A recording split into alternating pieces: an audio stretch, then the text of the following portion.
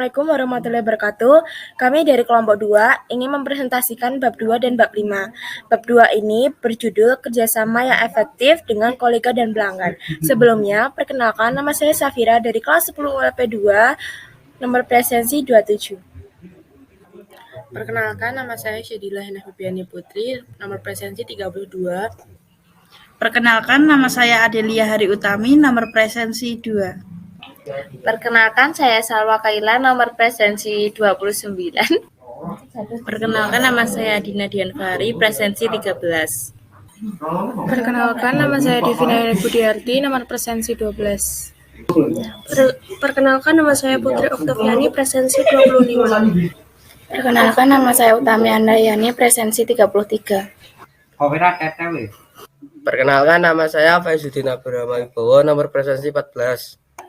Perkenalkan, nama saya Bisa Rizky Nurbait, nomor presensi 1. Perkenalkan, nama saya Nabila Putri Krisnawardani Reski, nomor presensi 22. Perkenalkan, nama saya Anggita Lustari, nomor presensi 4. Di sini saya akan menjelaskan tentang kerjasama yang efektif kolega dan pelanggan. Pengertian dan pelanggan kolega itu sendiri yaitu kolega adalah teman sejawal atau kawan pekerjaan, sedangkan pelanggan sendiri adalah orang yang membeli atau menggunakan barang secara tetap. Jenis-jenis komunikasi ada 2, yaitu lisan dan tulisan. Bahasa tubuh yang sopan, 1. Menyambut tamu, 2. Bersalaman, 3. Saat berdiri tegak, 4. Belum memahami informasi, 5. Melambaikan tangan. Bahasa tubuh yang kurang sopan: 1. Merentangkan kedua tangan, 2. Menyilangkan tangan, 3. Menyilangkan kaki, 4. Berdiri berkacak pinggang, 5. Posisi tangan di atas lawan bicara, 6. Mengantuk di meja kerja. Lalu ada juga tips berkomunikasi yang efektif. Yang pertama adalah harus bersabar, yang kedua memberikan informasi yang akurat, 3. Melakukan pendekatan proaktif, 4. Menaruh perhatian yang membantu, 5. Hindari menyela keluhan pelanggan.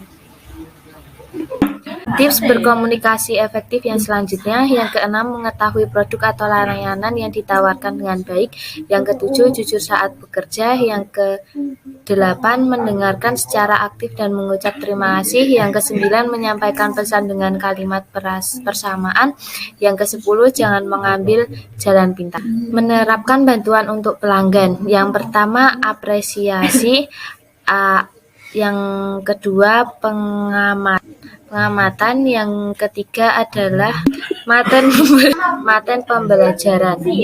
Materi pembelajaran dibedakan menjadi 3. Yang A adalah jenis pelanggan.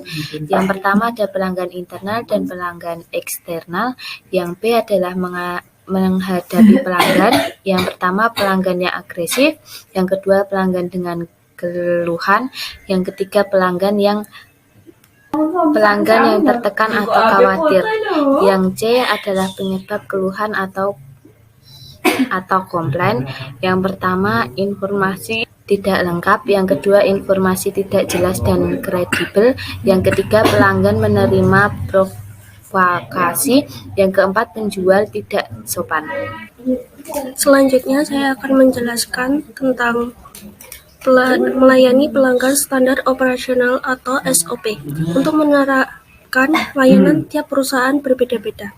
Namun kalian dapat menunjukkan layanan secara umum sebagai berikut. Yang pertama, menggunakan bahasa yang sesuai. Yang kedua, menggunakan bahasa tubuh yang positif. Yang ketiga, percaya diri. Yang keempat, menerapkan keterampilan mendengarkan yang sangat baik. Kelima, cara bertelepon yang baik dan jelas. Yang keenam, keterampilan komunikasi tertulis yang baik. Selanjutnya, bagaimana cara menghindari konflik? Salah satu cara menghindari konflik, kalian bisa menggunakan umpan balik setelah memberikan pelayanan kepada pelanggan, baik pelanggan internal maupun eksternal. Umpan balik adalah upaya mengumpulkan informasi berupa komentar positif atau negatif dari pemberian pelayanan yang bertujuan menggali informasi internal atau eksternal untuk memperbaiki kinerja pemberi layanan. Kalian bisa mendapatkan umpan balik secara formal dan informal. Umpan balik secara formal. Yang pertama adalah kartu komentar pelanggan. Kedua, mengadakan acara pesta bagi manajer. Ketiga, wawancara dan panggilan tindak lanjut. Keempat, rapat. Kelima, ulasan kerja. Mendapatkan umpan balik secara informal. Yang pertama, diskusi umum. Yang kedua, pengamatan. Selanjutnya adalah pengertian kinerja. Kinerja atau performance adalah hasil pekerjaan yang dicapai seseorang berdasarkan persyaratan-persyaratan standar suatu pekerjaan. Hasil pekerjaan dalam pelayanan jasa dapat dirasakan oleh pelanggan dengan perasaan puas dan tidak puas. Adapun cara mencapai standar kinerja, yaitu mengelola harapan berkomunikasi, mengajukan pertanyaan, menampilkan sikap positif, bekerja secara tim, memotivasi diri sendiri, fleksibel, menyedarkan diri, teliti terhadap pekerjaan, memutakhirkan kemampuan. Berikutnya juga ada standar penampilan diri. Penampilan diri, grooming, merupakan hal yang sangat penting dalam kehidupan sehari-hari. Penampilan yang menarik akan memberikan kesan yang positif bagi orang lain.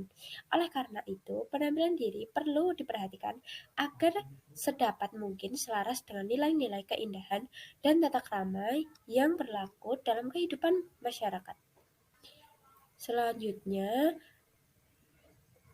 adalah tips perawatan untuk wanita dan tips perawatan untuk pria.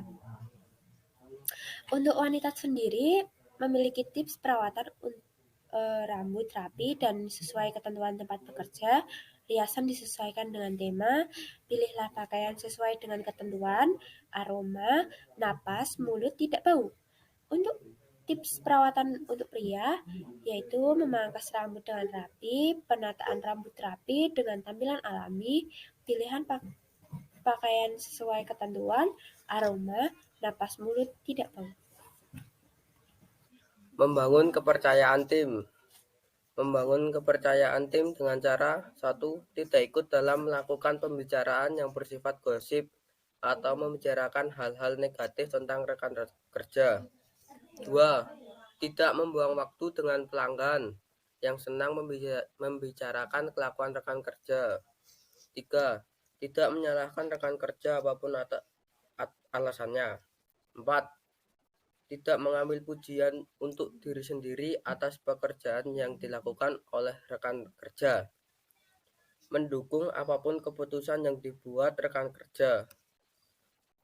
Memperlakukan rekan kerja sesuai dengan budaya yang berlaku untuk mereka. Mempertahankan komitmen tim. Mempertahankan komitmen tim dengan cara 1. Memahami tujuan sebuah tim. 2. Mengatakan tidak pada orang yang egois. 3. Menyadari kekuatan kuantitas. 4. Memperjelas peran dan tanggung jawab. 5. Membangun ikatan dan kepercayaan. Selanjutnya bab 5 akan dijelaskan oleh teman saya. Selanjutnya, saya akan mempresentasikan bab 5 yang berjudul komunikasi yang efektif melalui telepon. Pengertian komunikasi sendiri adalah proses penyampaian pesan oleh komunikator pada komunikan melalui media. Salah satunya adalah telepon. Hal-hal yang harus diperhatikan ketika melakukan panggilan telepon. Yang pertama, perhatikan waktu saat hendak bertelepon.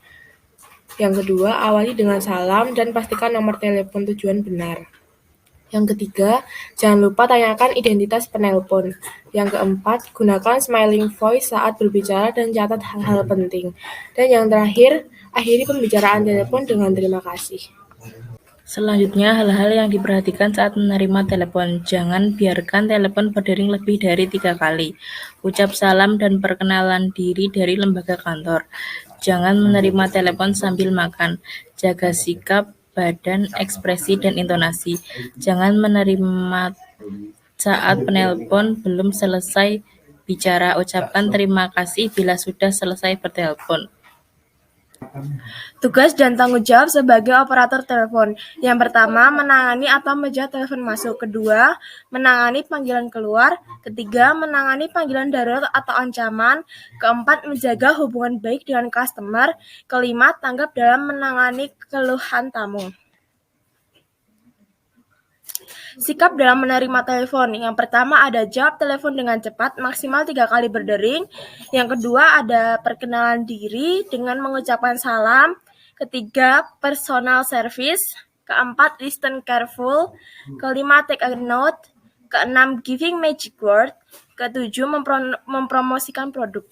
Kemudian, sikap dalam menerima panggilan telepon masuk, yang pertama caring, yang kedua committed, yang ketiga confident, yang keempat consider, yang kelima controlled, yang keenam kreatif, dan yang terakhir contagious.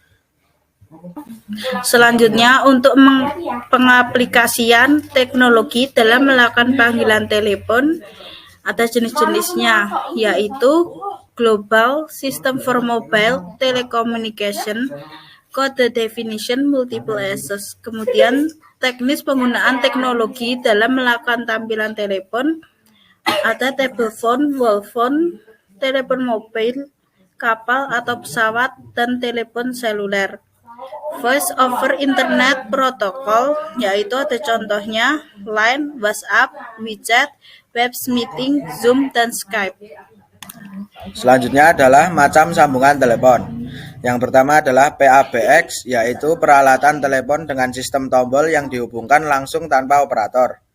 Yang kedua adalah PMBX, yaitu sistem sambungan telepon yang pengoperasiannya dengan menggunakan operator.